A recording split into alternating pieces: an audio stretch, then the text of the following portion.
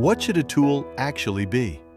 Not a feature list, not a category play, a resolution to a problem that couldn't be solved any other way.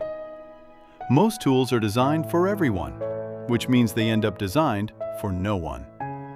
When a product tries to serve every workflow, every team size, every skill level, it becomes a negotiation.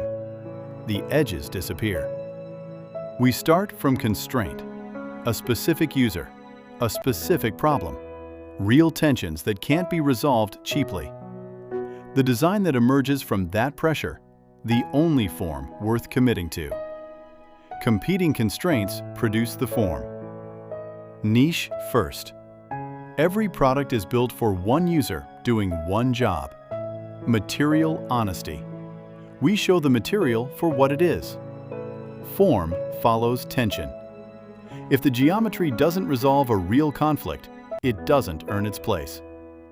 We make CNC aluminum tools for people who demand precision at the bench, and AI agent infrastructure for teams who won't accept black box automation. Different materials, same standard. Make things that last.